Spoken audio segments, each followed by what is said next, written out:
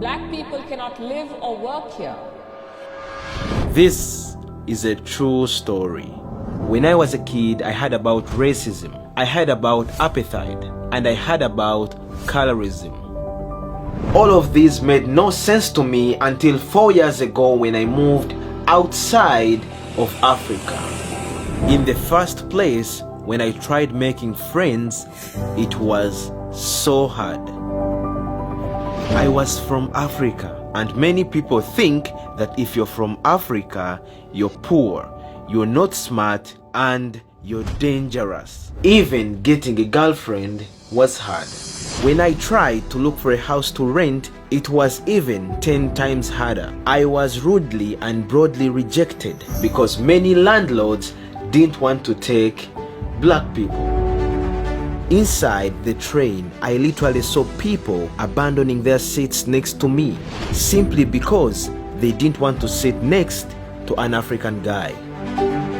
I felt cheap, I hated who I was, I felt traumatized, and I felt betrayed by the human race. See, on the news, on the TV, we are the starving African kids. In Hollywood movies, we are the criminals. And on social media, we are the antithesis of civilization.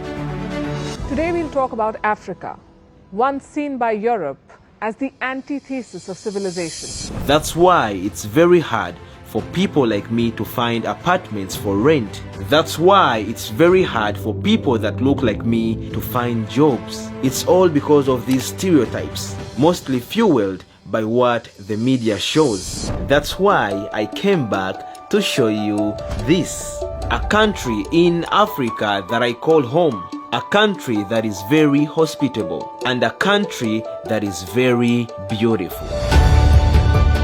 Welcome to Uganda. First, this country is different, far from what the media shows you. Right now, it looks like this, and this.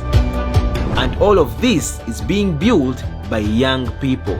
This country being one of the most tolerant, a portion of the population living here are people like him, and her. See, in many countries like the United States, many different races fight and hate each other. But in Uganda, this country has learned the true meaning of tolerance. We've learned to accept other people to live with us peacefully in buildings on top of each other, next to each other, inside one of the most beautiful countries in the world. Racism and discrimination can totally be ended, and the only way to do that is by changing what other people think about us. That's why I make these videos, so that I can break down the stereotypes and misconceptions that fuel discrimination, despite Africa not being the best place. Because at the end of the day, we can't choose our nationality, we can't choose our skin color, but we can choose what other people think about us.